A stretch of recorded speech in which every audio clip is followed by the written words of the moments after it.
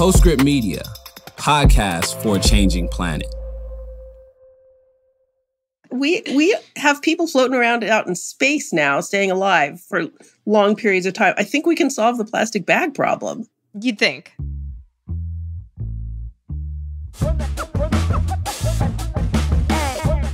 This is Hot Buttons, a show about the future of fashion and culture on a changing planet.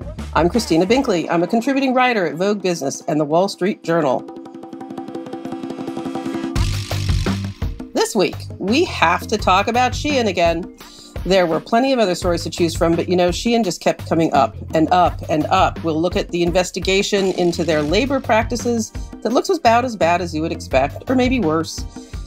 Then we'll look at their new entry into the resale market, a peer-to-peer market powered by the tech platform Treet, T-R-E-E-T. In fact, we'll have the Treet CEO Jake Disraeli on to tell us about it. We have to ask, does this count as sustainability for a company like Shein? We have a lot of questions. Then we'll look at a tech story. Worn Again Technologies has another $30 million to build an innovative polymer recycling facility in Switzerland. Lots of good stuff happening in Europe regarding recycling and reuse. We'll respond to one of our listener voicemails, a good one about plastic packaging. And as always, we'll finish with what's pushing our buttons and trying our hardest to ignore Kanye and Elon for yet another week.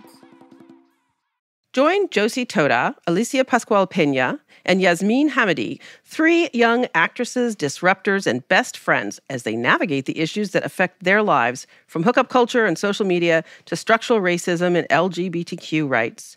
They won't shy away from diving deep into controversial topics, even turning to their elders, activists, actors, comedians, experts, politicians, 26-year-olds, to try to understand the world their generation was handed. Catch a new episode of Dare We Say every Thursday, wherever you get your podcasts. Curious about the climate?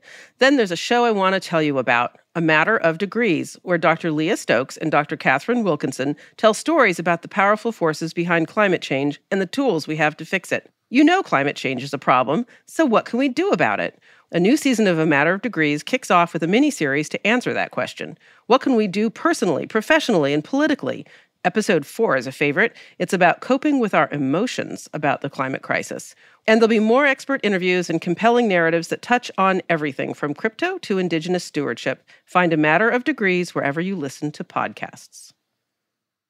Rachel Kibbe of Circular Services Group is in New York. Rachel, how's it going? It's going great, Christina. And the CEO of Thrilling, Shilla Kim Parker, is coming to us as always from South Salem, New York. Hey, Shilla. Hi, Christina. I hear you're in the basement this week. With a lot of pillows, I might add. I've been banished to the basement. You look cozy with all those pillows. You know the hierarchy I have in my family now. The cat, the kids, my husband, Shilla in the basement. They get the Shilla's in the basement.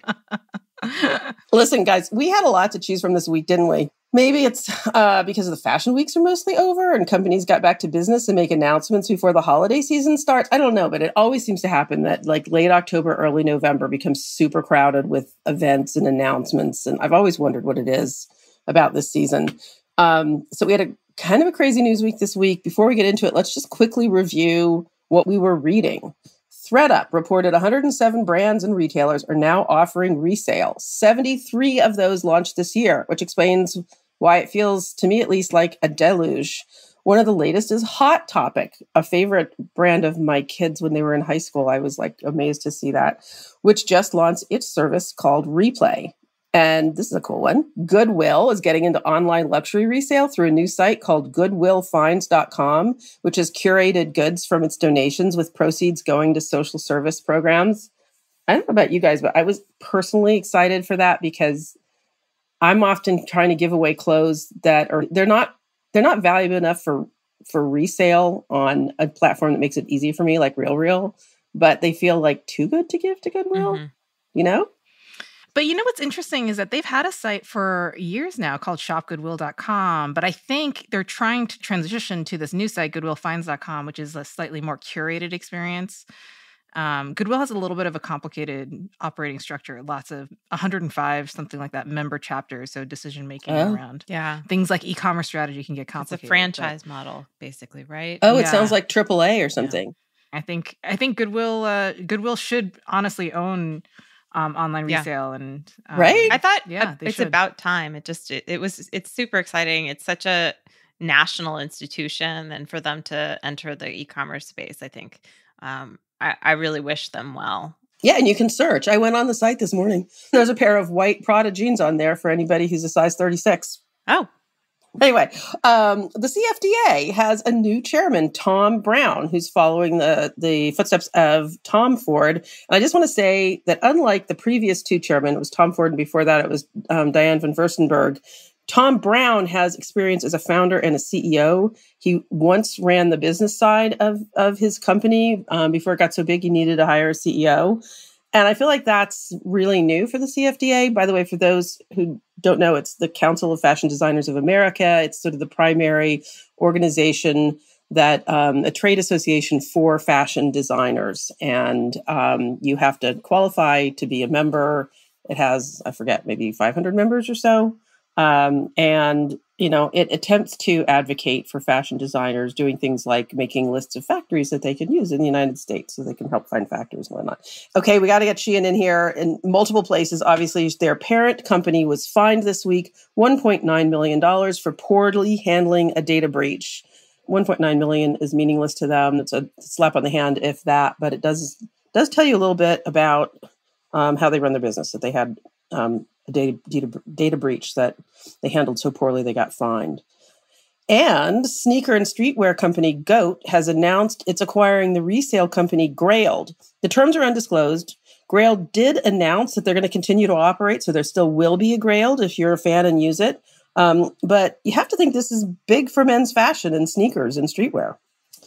Let's get to the top story this week. As much as we'd like to cover someone else, there is really no way to avoid Shein this week. They may have thought this would be a positive week for them with the launch of a new resale program, but along came Channel 4 in the UK, which ran a pretty damning investigation into their labor practices.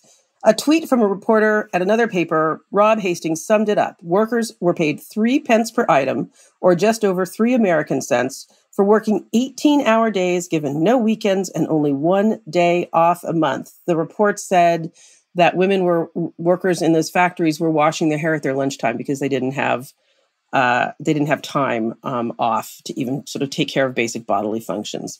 Guys, I've read previous reports of apparel labor abuse in China, but this one was visceral. Channel 4's investigator got hired at 2 factories. She got video footage, so you actually can see it if you're in the UK and can get the video. I hope it will be distributed outside of the UK soon. It's been very widely covered in print. The description that sticks with me is a man who started his shift at 8 a.m., was still at his sewing machine after midnight. It's mind-boggling.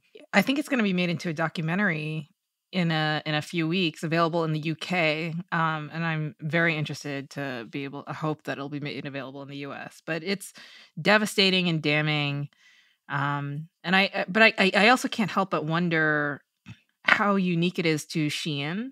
That was my question. And of course, they get a lot of the heat because of the volume that they produce, and I'm sure the proportion of workers that they're responsible for. But I do wonder how many other companies that we interact with frequently in the U.S. Also, employ similar factories with similar working conditions. Well, we know they have in the past. Nike, I remember this is several years ago, and I'm sure they've attempted to clear up their supply chain, but this report read very similar to reports that came out of factories that were producing Nike products a number of years ago, and right down to the 1 day off a month kind of thing. Shein put out a statement saying that they were going to respond immediately and look into this, and all suppliers must abide by our standards based on the International Labor Organization and local regulations. And they said they're conducting thousands of audits. But I mean, like, if subcontracting is how we produce fast fashion, like, how do you dot that I and cross that T? Exactly what it comes down to is the price, right? I mean, these numbers are incredible that they were describing. This investigator went into 2 different factories and worked there. And she describes quotas of 500 garments a day to be sewn by one person. And 2/3 of your salary that day would be chopped off if you made one mistake. I think that the fact that they can say there's a labor shortage, but of course there's a labor shortage. If you're paying like that and treating people like that, they're going to find any other job first. Well, I just don't know how much control we have. Even if we have all the right intentions, what control do we have about, Chinese labor laws and how they're implemented and executed? And sometimes in cases like this, I kind of feel like, especially with Shein's whole business model and the retail prices they're charging, cynically, I feel like they're more upset that their suppliers got caught. There's just no way for your retail products to have that average price point and for, your workers to be able to be earning a living wage. Actually, that's one takeaway I would love for our listeners to have is that we actually can do the math. If you go on Shein, it is full of $7 blouses and tops. Okay, $7. How much does a person get paid an hour here? We're talking about wanting to raise the minimum wage in the United States to $15 an hour.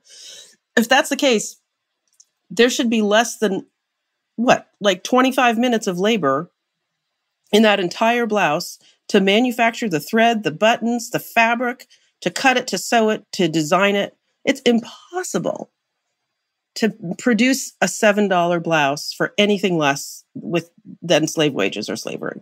These are prices that don't even fully value the natural resources. That's what the cotton or the polyester or whatever that's in it, right? Yeah. You might do better as being setting it yourself up as a nonprofit. Well, they certainly aren't one. Away. They made like 15 billion, at least, double-digit $1 billion last year. So I don't think they're profitable. Really? No. You don't think Shein is profitable? Their costs are so high. They cannot be making that much of a margin. And so I think they're either not profitable or close to break even. They're private, obviously, so we don't have access to their financial records. And I assume that that's one of the challenges that they're having with getting out for an IPO. Okay, if anybody knows anything about this, we want to hear from you. DM us, call our call-in line. Love to know more about that. And we're not done with Shein. Though they were surrounded by negative press for these investigations, they did manage to roll out a resale platform called Shein Exchange. It's available to all U.S. customers, and you access it through their app. It's peer-to-peer, so I'm selling to you, or you're selling to your neighbor. So customers have to do the work themselves. The platform is powered by Treet and lets users easily list the clothes they have purchased from Shein. It's pitched as keeping their clothes in circulation longer. Isn't the point of Shein to encourage you to follow trends and buy new clothes nearly every week? We asked Jake Disraeli of Treet, he's the CEO and founder, to tell us more. Jake, thanks for joining us. Yeah, thanks so much for inviting me on. Excited to chat. Jake, we're really excited to have you here because you had some really interesting news, big news this week. You launched a partnership with Shein.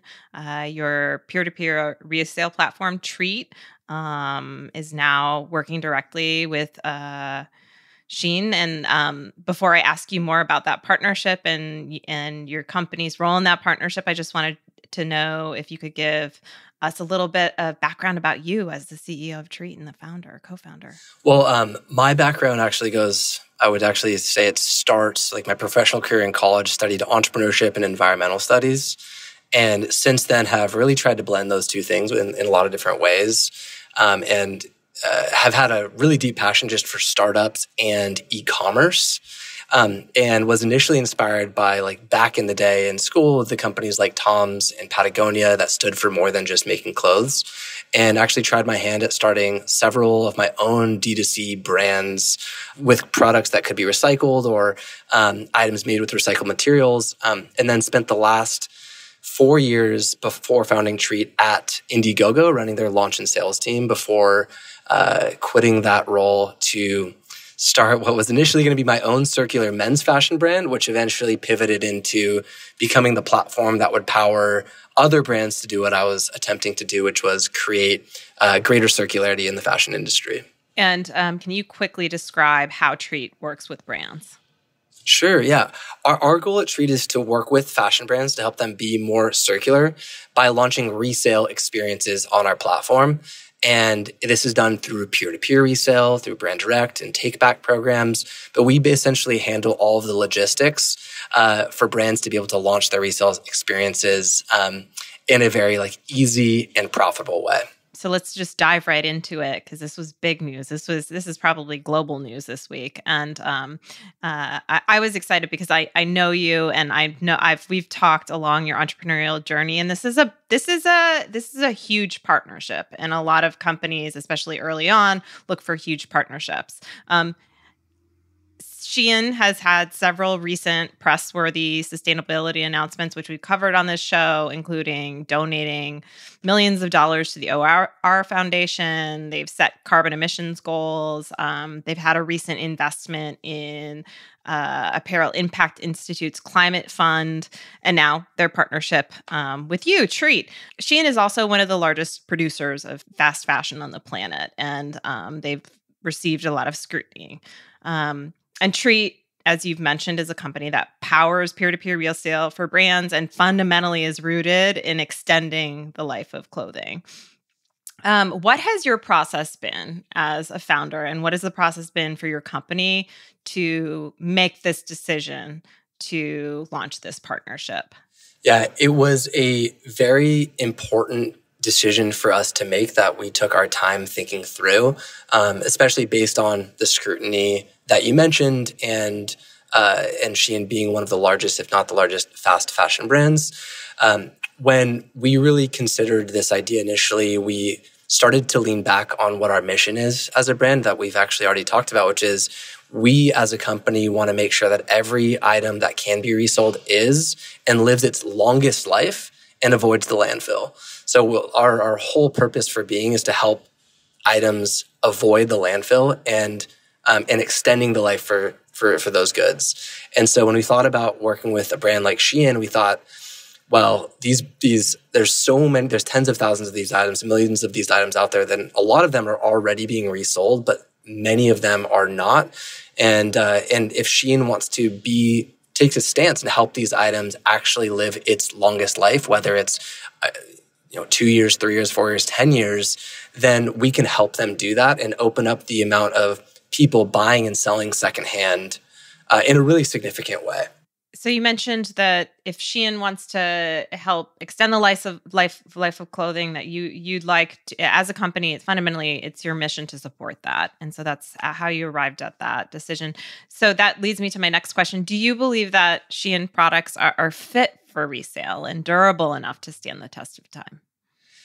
Yeah, I think you only have to look at the evidence that Shein has collected in deciding to create Shein Exchange to land on why they did it, which was this activity is happening anyway. And so as a company, as Treet, a lot of what we do when deciding whether or not it makes sense for brands to host resales, we look at the market, we look at customers, what the buying and selling rate is for those items selling on sites like Poshmark, ThredUp, Depop, eBay, Mercari, etc. And if there are any like buy-sell trade groups or other communities that popped up that are selling those items. And in Shein's case, there's a lot of that. And they gathered a lot of the data from their customers that said a huge proportion of them have bought Shein secondhand and would want to sell their Shein items secondhand. And so when it comes to like commenting on their durability and the quality, I haven't personally shopped Shein, so it's hard to comment on that specifically. But objectively speaking, there are so many of these items that are suitable for resale because, as you can imagine, and even I would say all of our other brands, there's a lot of like new items out there and a lot of new items that are purchased that are in amazing condition that have the ability to be resold. And so we even see that a lot on Treet for non-fast fashion brands where a lot of people they get items, they're outside the return window, they don't know what to do with them. And so they end up reselling them on platforms like Treet or branded resale. And, Shein is no different. Anecdotally, just this weekend, a friend said, "Hey, there's a great swap block party in our neighborhood. You should stop by. By the way, there's a lot of Shein here." So zooming out, do you think partnerships like this one that you've launched with Shein ultimately can encourage resale over new production growth for brands? And if so, how? So a lot of what we've talked about internally is we do want to help brands grow responsibly. And so there's been a lot of talk in the industry about degrowth, about overproduction, and resale's ability to counterbalance that. And I do believe in that wholeheartedly and want to help brands still grow, because brands, I mean, they have to grow. It's like it's in their DNA to grow, at least in some capacity. And we want to help them do that responsibly. When a brand like Shein gets behind branded resale, it shines a light on the inherent like benefits that branded resale can bring brands, and also just like the PR benefit of showing the brands like Shein getting behind a movement like this. And so we do believe it will open up access for more and more brands to think about resale as a revenue stream that can counterbalance overproduction. It's too soon to say how it will affect Shein specifically and their overproduction, but the more brands that get behind resale, the more sellers will end up selling items to resale, the more buyers that are going to be shopping resale first. And as a whole, we do think that that will help the industry combat overproduction by going through brands for resale. So that was a huge piece of why we were excited to work with Shein, in the way that just showing even brands like Shein on a big scale are taking a stance in resale and investing in it in a big way. Jake, I wonder if there's another underlying benefit to brands doing resale like this, and whether there is a flow of data either coming from your platform or their own, where they start to understand the afterlife of their clothing, understand their customers better. How does data play into this? Yeah, absolutely. There is a ton of really significant data that brands can gather from resale, and really like very granular from a product perspective. And so they'll be able to determine how long a customer keeps any specific item and why they're selling that item, and ideally help solve any issues that might arise. For instance, if they have a shirt that is always being resold a month after it's purchased, there's something inherently wrong about that t-shirt that they need to fix. They can also look at trends in terms of what's selling faster, better, and look at even vintage items that might become very popular, like during a next wave or a third wave, and start to get better ideas about how to improve their production lines for their future lines. And so, there's so much data to gather, and a lot of it is also just financial data for them to understand. Shein actually has taken a stance to not use this to make any money. They are very clear about this isn't a money grab for Shein, but a lot of brands can think about resale as a way to create a really significant revenue stream. And the more that they understand how much money that they can make off of resale when they're producing an item, we believe that will encourage them to make less of that item, because they know that they're going to participate the second, third, and fourth time when that item actually resells. And so we're at the very beginning of this. Our company launched really spring of 2021. And so we only have a year and a half-ish of data from our very earliest brands. But the more that brands invest in resale and start gathering data around it, the stronger that case is going to be for understanding the financial game behind it. And it sounds like the data belongs to Shein, not to you. So they don't get correct. They don't get data about the other brands you work with. Those brands don't get Shein's data. Okay. Absolutely correct. Okay. Well, this is going to be an interesting one to watch to play out. It sounds like there's going to be a lot of product on there very quickly from what you're describing. Jake, thank you very much for coming on and joining us today. Thank you so much. Take care. Very good. This is your biz, Shella. What do you think of all this?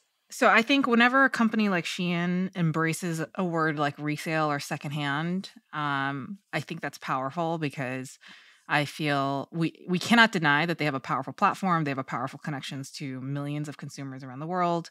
And so I love anything that helps make secondhand or the idea of buying resale more of a mainstream concept and more of a mainstream muscle. Do I cynically believe that they are doing some of the sustainability strategies so that they can protect their mothership and continue as business as usual? Absolutely. Their mothership. I love that. I think that they have no intention to slow down their new production growth, that they are as ambitious as ever. And I think they're being very savvy about how can we protect our core business model.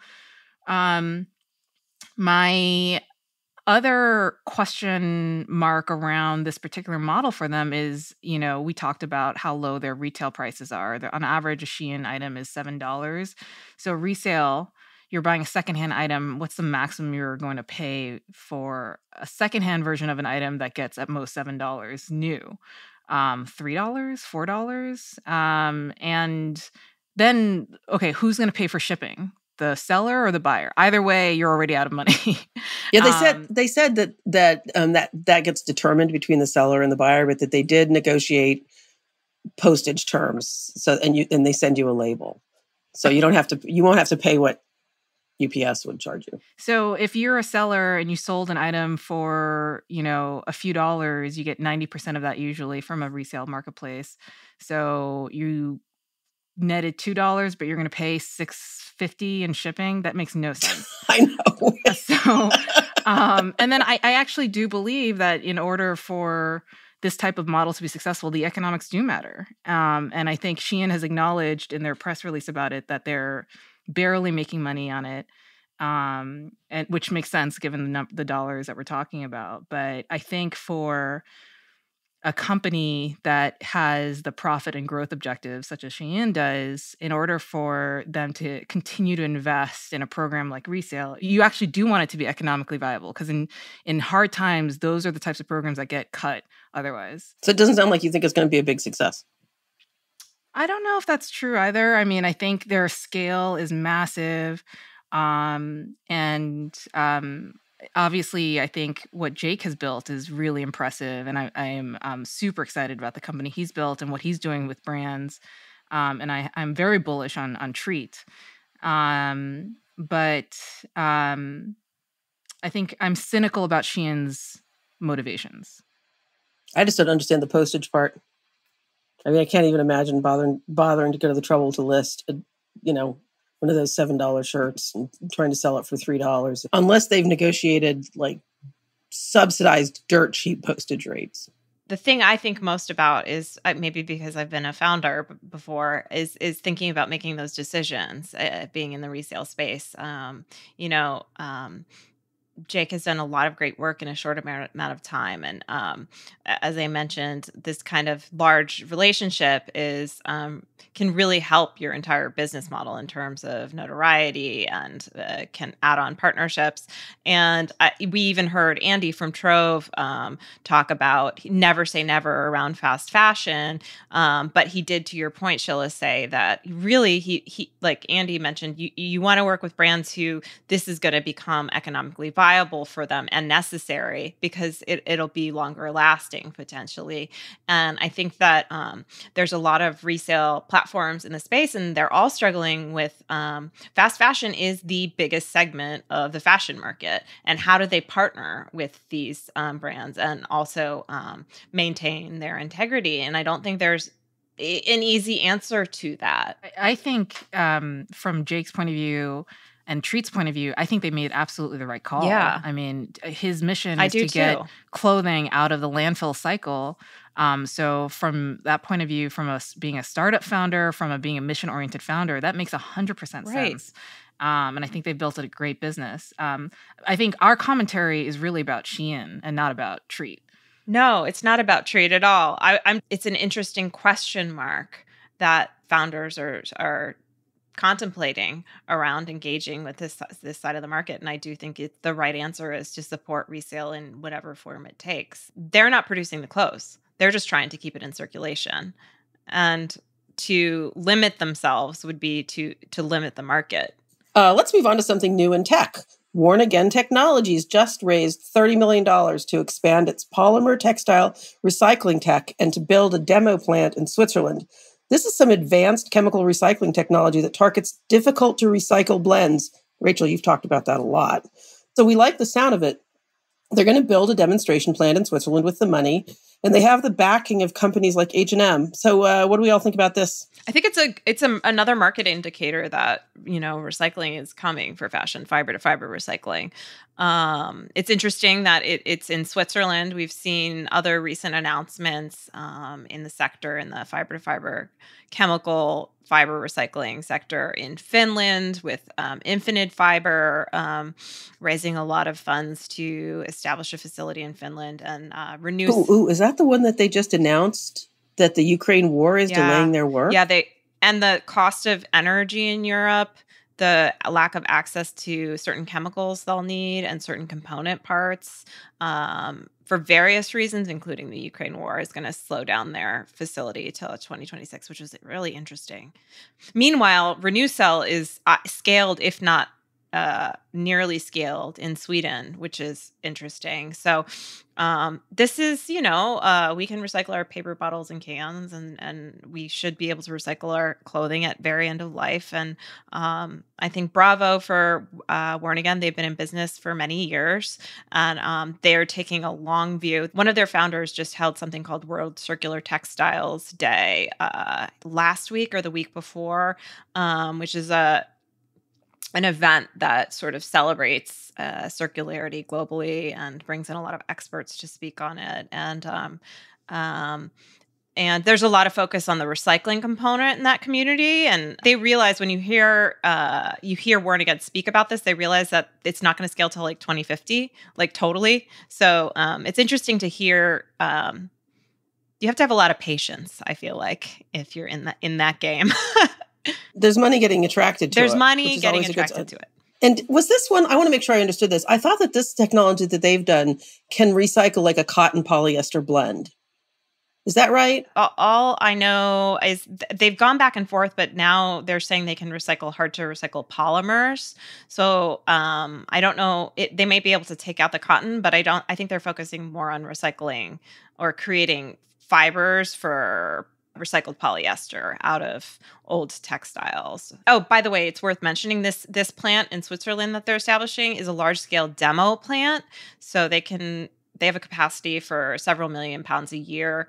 And they're hoping that having this plant will catalyze further expansion. I'm guessing that they'll be able to, it'll be like a showcase. They'll be able to invite people to see what could happen at scale. Well, I hope so.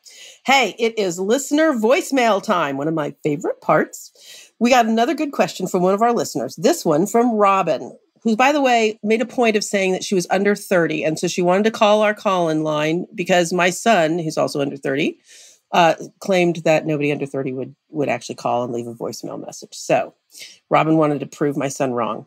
She's concerned about whether brands can be truly sustainable while they're delivering everything to your door in plastic packaging. That hit me in the gut. It's just like a trigger for me. I'm so sick of trying to deal with all the plastic bags that come in. What do we think? Is it possible? I'm certainly not an expert in packaging, although I feel like I'm learning more and more about it every day. Here's the thing. If you're producing your product somewhere else, outside of the United States, and don't own your facility, chances are it's getting sent to you in a poly bag. Now, I do know some companies that have worked with their suppliers to eliminate that. But what? Like who? So there's a company that I've worked with called Pashko that does some of their production here and has some in China, and they've said that they've worked with their suppliers to eliminate that.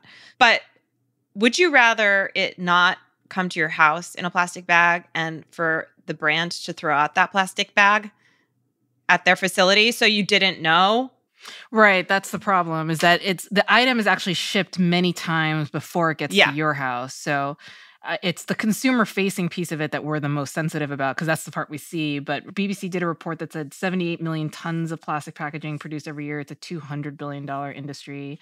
And then obviously there are the benefits of it, that it's cheap and lightweight and it helps protect your garment or whatever is getting delivered way easier than the alternative. I was reading that glass, which is not that much more expensive to produce, is up to 40% more expensive to transport just because of the weight.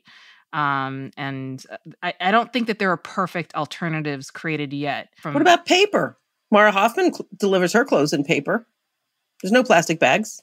I think the challenge that about paper is that producing paper, it can also be quite energy intensive. And that recycling paper is also not a perfect system that we've set up the infrastructure for. Although I think it's better than plastic. Recycled plastics, I see a lot of companies using recycled plastics now. Again, I think part of the challenge there can be the infrastructure to collect the plastic and convert it back. I do wonder what it must look like in the rear of a Nordstrom's or a Bloomingdale's because all of those clothes that you see on the racks, every single one of those items arrived at Nordstrom's or Bloomingdale's in a plastic bag, and they have to remove all of them. Every unit, yeah. Imagine what that must be like. It's interesting. Patagonia has on their website right now, they had this like internal case study that they just published for anybody to read, where it was their internal memos back and forth to each other about how to reduce the amount of plastic they use in packaging. And they did all these different tests. Like, what if we sent the item without packaging? Well, actually, we lose about 30% of the garments because they arrive damaged, and that's going to actually increase our waste footprint. And then the solution they ended on was, what if we use paper and still there was too much loss in terms of items arriving damaged? And so they arrived on folding. They tested a lot of different ways of folding garments into the smallest possible parcel so that the amount of plastic used is less. And so they're using up to 50% less just by folding their garments differently. And I think they talked about they're looking for how to source recycled plastic for recycled polybags for that purpose. There was an underwear brand, Pact. It still exists, but it's been sold and it doesn't exist in the same format that it did initially. But their big thing when they launched about 10 years ago was that they it was supposed to be sustainable and the packaging was biodegradable. And I remember talking with the founders at the time, and they sent me one of those bags, and I buried it in my garden to see if it really would disappear. You told us this. Yeah, and it did. It did disappear. And all your plants died. And I have a very small yard, so fortunately that wasn't a problem. But just like wilting trees. That's what they're counting on. There's this brand called Prana.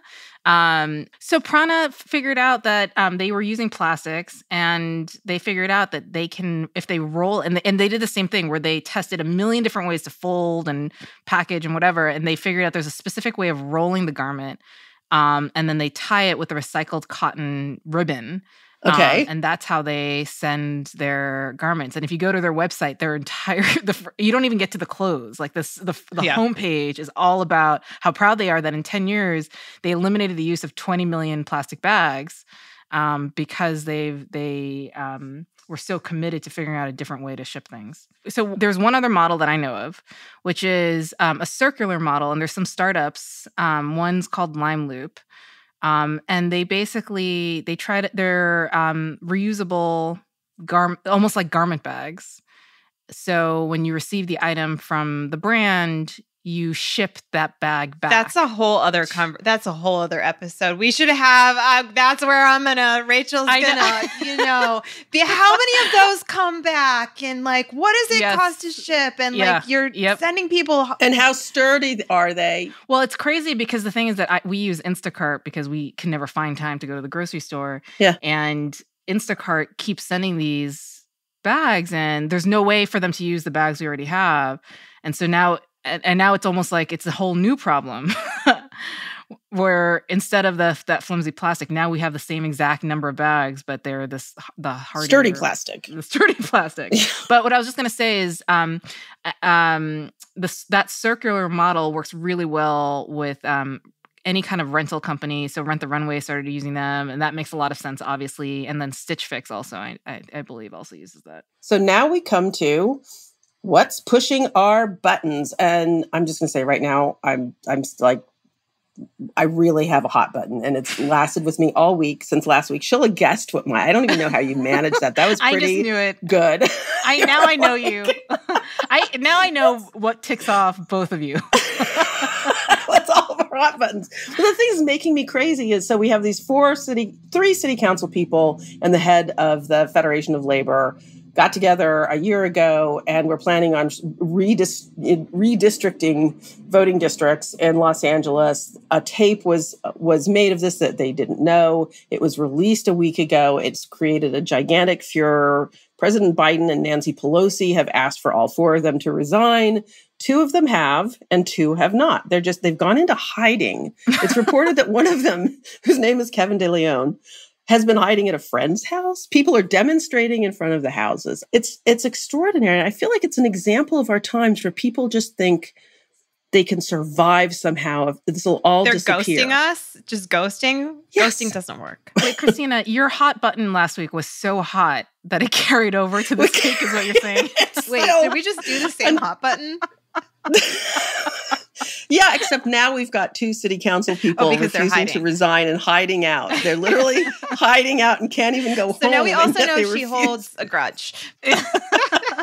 I do, and I'm not alone. No, okay, who else has a hot button? I'm so curious what you guys think about this, which is the Just Stop Oil activists throwing soup on the Sunflowers Van Gogh painting in National Gallery. I hated it. You hated it. I just thought it was I'm too old for that shit. Sorry. Like, I don't know. I'm just like, what are you trying to say? Like, wrong institution, folks. What did you think, Sheila? I was really split about it. I had the initial same reaction where the thing that bothers me is the lack of coherence as a form of protest. Like, I want it to actually mean something.